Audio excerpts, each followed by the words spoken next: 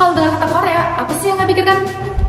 Tteokbokki, Samyang, fashion, atau justru konflik Korea yang terjadi pada tahun 1990 sampai 1993? hari ini kita bakal bahas mengenai dampak dari perang Korea terhadap budaya fashion Korea itu sendiri.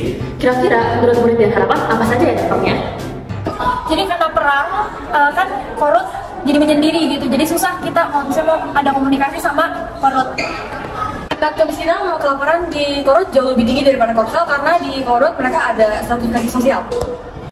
Pernyataan mereka ini tentu ada benarnya. Perang ini terjadi pada tahun 1990 sampai tahun 1993 antara Korea Utara yang didukung oleh Uni Soviet dan juga Tiongkok, dan juga Korea Selatan yang didukung oleh US dan juga negara-negara PBB lainnya. Konflik ini dimulai dari pasukan Korea Utara melintasi perbatasan Korea Selatan pada bulan Juni 1960. Sejarah perang ini memberikan perbedaan latar belakang industri fashion antara Korea Selatan dengan Korea Utara. Setelah adanya perang, Korea Selatan mendapatkan bantuan dari Amerika dan juga negara barat lainnya untuk membangun kembali ekonomi, infrastruktur, termasuk budaya fashion Korea Selatan itu sendiri. Seiring waktu, Korea Selatan menjadi pusat industri fashion terkemuka di dunia. Itulah mengapa beberapa murid di harapan berikut juga mengetahui tentang fashion Korea. Ya, jadi untuk Korea Utara sendiri menurut saya sih fashionnya masih agak tertinggal sih ya dibandingkan dengan Korea Selatan yang masih lebih trendy gitu lah. Yang aku tahu kalau fashionnya Korea Utara tuh dia lebih konservatif dan mungkin lebih tertutup. Sedangkan kalau misalnya fashionnya Korea Selatan itu dia mungkin lebih ke casual sama lebih modern. Mungkin dilihat-lihat dari beberapa music video K-pop yang aku ngeliat ya, paling kayak outfitnya seperti kayak halaman modern, kayak ada street style-nya segala macam, ada banyak variasi jenisnya juga. Tetapi mungkin dari ada beda Korea Utara dan Korea Selatan, dari peraturannya kan juga ada beberapa kadang mungkin terlalu strict. Mungkin di sana peraturan dress code-nya agak lebih tradisional ataupun mungkin lebih strict dan tertutup.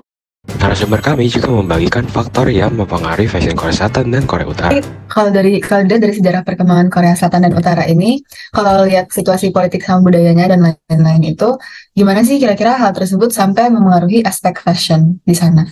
As you guys have already known that in the North Korea, they are very conservative, so the fashion there is very limited. Singkat cerita, pada 1993, perang diakhiri dengan kesepakatan generasi senjata yang menghasilkan demilitarisasi zona Korea. Nah, hal itu membagi Korea menjadi dua wilayah, yaitu Korea Utara di bawah kepercayaan komunis dan juga Korea Selatan yang menganut demokrasi. Nah, namun ini hanya merupakan cara senjata hingga dalamnya itu belum diakhiri dengan resmi. Nah, maka secara teknis hingga sekarang perang di antara Korea Selatan dan Korea Utara itu belum berakhir. Dari penelusuran kami, isolasi internasional dan sanksi ekonomi dari negara barat telah membuat Korea Utara terisolasi dan sulit mengakses pasar global. Keterbatasan sumber daya dan kendala ideologis membuat fashion di negara tersebut. Pemerintah juga mengontrol pakaian yang boleh digunakan oleh warga, menyebabkan kurangnya variasi dalam desain dan gaya. Hal ini juga sejalan dengan pendapat narasumber kami mengenai perbedaan fashion dari negara Korea Selatan dan Korea Utara. Kenapa fashion Korea Selatan tuh bisa sangat mendia sementara Korea Utara tidak? In my opinion, I think because their culture and especially the K-pop industry go around the world, so they got more chance to express their style in a South Korean. Yeah. Menurut kamu, apa perbedaan utama dari fashion Korea Utara dan juga Selatan? As I have already mentioned, in this way they are more open to the pop culture, so they want to express themselves more. They wear something more open and more fun and expressive. Meanwhile, in the North Korea, they're more traditional, so they wear something that's more utilitarian wear, like crew neck, and also for the skirt, something like the low length skirt. Jadi kan pastinya ada perbedaan antara fashion di Korea Selatan dengan di Korea Utara sendiri. Kira-kira gimana sih industri fashion itu bisa berkembang antara di Korea Selatan dengan Korea Utara?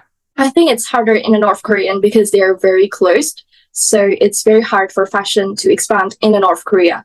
But meanwhile, in the South Korea, because they focuses on more on the economic growth, so definitely it's very easy for them to have imported goods inside the country. So they definitely have a more diverse style in clothing.